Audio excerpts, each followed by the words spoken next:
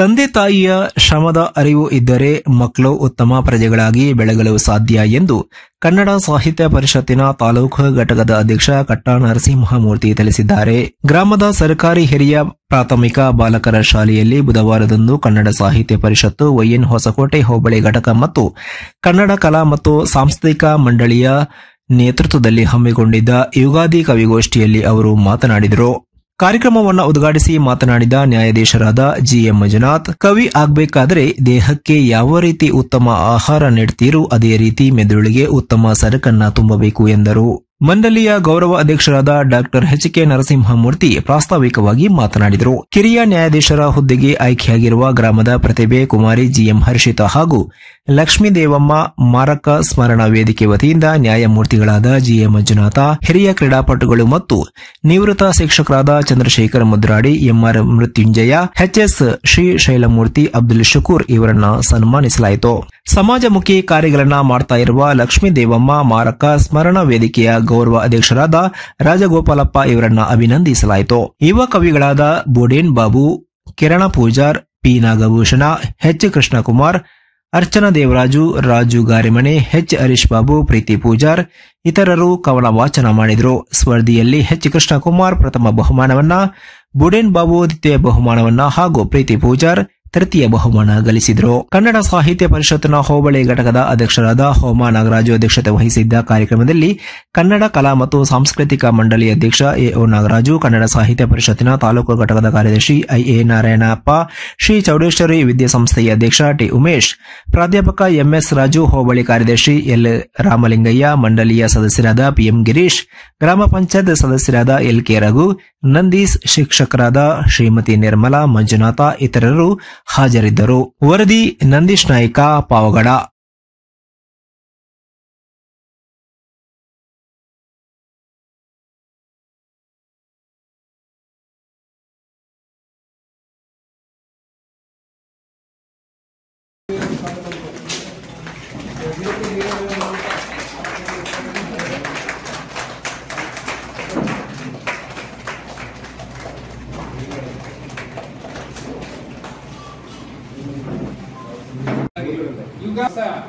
ವಿಶೇಷಣವನ್ನು ಇವತ್ತು ತಂದಿದ್ದಾರೆ.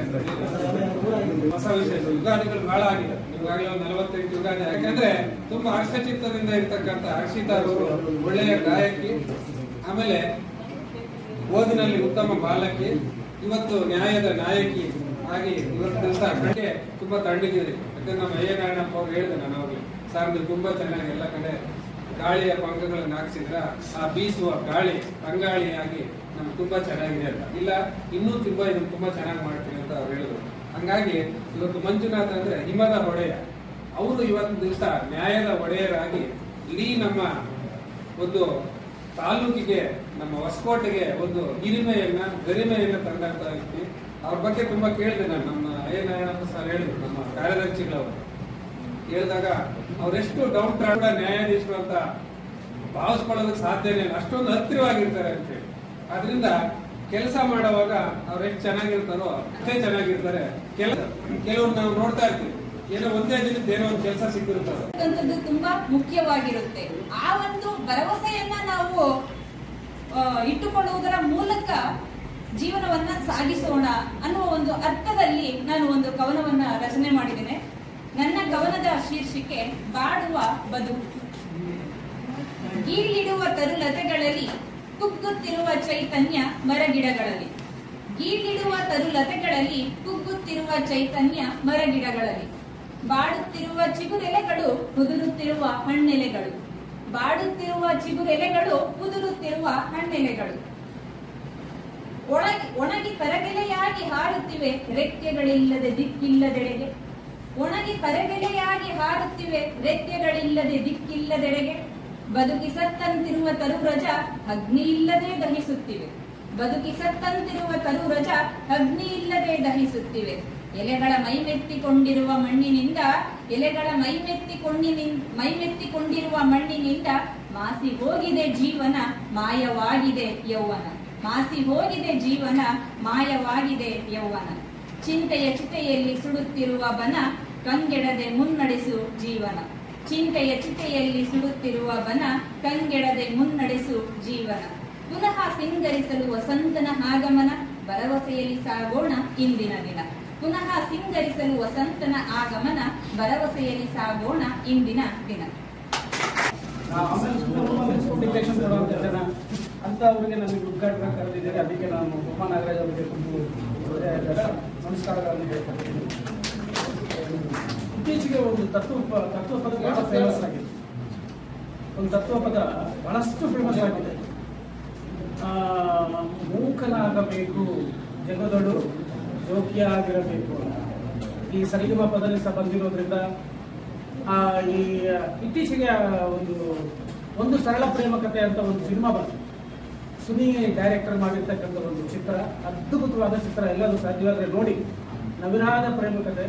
ಅದರಲ್ಲಿ ಬರ್ತಕ್ಕಂಥ ಚಿತ್ರಕಥೆ ಸಂಭಾಷಣೆ ಎಷ್ಟು ಸೊಗಸಾಗಿದೆ ಅಂದ್ರೆ ನಾವೇನು ಕವನಗಳನ್ನು ಕೇಳ್ತಾ ಇದೀವ, ಕವಿತೆಗಳನ್ನು ಓದ್ತಾ ಇದೀವ ಅಂತ ಅನ್ಸ್ಬಿಡ್ತಾರೆ. ನನಗೆ ಇನ್ನೂ ಹೆಚ್ಚಿಗೆ ಖುಷಿ ಕೊಟ್ಟಿದ್ದ ಸಿನಿಮಾ ಅಂದ್ರೆ ಈ ಮೂಕನಾಗಬೇಕು ಜಗದೊಳು ಜೋಕ್ಯವಾಗಿರಬೇಕು ಅನ್ನೋ ಪೂರ್ಣ ಸಿನಿಮಾದಲ್ಲಿ ಆ ಸಾಂಗಿನ ಪ್ರಸ್ತಾಪ ಬರ್ತದೆ. ಅಂಡ್ ಎಂಟೈರ್ ಆ ಸಿನಿಮಾ ನಡೆಯೋದೇ ಆ ಹಾಡಿನಿಂದ. ಅದ್ಭುತವಾಗಿ ಕೊನೆಯೂ ಕೂಡ ಅಷ್ಟೇ ಚೆನ್ನಾಗಿದೆ. ಇದನ್ನು ಹೇಳೋದಕ್ಕೆ ಉದ್ದೇಶ ಏನಪ್ಪಾ ಅಂದ್ರೆ, ಒಬ್ಬ ಕವಿ ಅನ್ನೋನು ಕೂಡ ಜಾಗೃತನಾಗಬೇಕು ಮತ್ತು ಮೂಕನಾಗಬೇಕು. ಒಬ್ಬ ಕವಿ ಮೂಕವಾಗಿ ಜಗದೆಡೆಗೆ ಒಂದು ಬೆರಗಿನ ಜೋಕ್ಯವನ್ನು ಇಟ್ಟುಕೊಂಡಾಗ ಅವನ ತಲೆಯಲ್ಲಿ ಅನೇಕ ವಿಚಾರಗಳು ಹೊಳಿತವೆ. ಆ ವಿಚಾರಗಳೇ ಕಾವ್ಯಗಳಾಗಿ ದಾಖಲಾಗಬೇಕು, ಕವಿತೆಗಳಾಗಿ, ಪದಗಳಾಗಿ. ಯುವ ಕವಿಗಳನ್ನ ಕರೆಸಿ ನಮ್ಗಿಷ್ಟೇ 12-13 ಜನನೇ ನಾವು ಸೇರ್ತಾ ಇದ್ವು. 3ನೇದು 4ನೇದು ಕರೋನಾ ಬಂದಾಗಿಂದ ಸ್ವಲ್ಪ ಕಡಿಮೆ ಆಯಿತು. ಈ ರೀತಿಯಾದ ಹೆಚ್ಚು ಅದಕ್ಕೆ ಗೊತ್ತಿದೆ ಯಾರು ಅಂತ ನಾನು ಹೆಸರು ಹೇಳಲ್ಲ. ಈಗ ನಾವು ಹಬ್ಬ ಇದೆ, ಇವತ್ತು ಯುಗಾದಿ ಇದೆ, ನಾಳೆ ರಂಜಾನ್ ಇದೆ. ಸೊ ನಮಗೆ ಮನಸ್ಸಿಗೆ ಏನೇನು ಇಷ್ಟ ಆಗುತ್ತೋ ಅದೆಲ್ಲ ತಿಂತೀವಿ, ಇಷ್ಟಪಟ್ಟು ತಿಂತೀವಿ.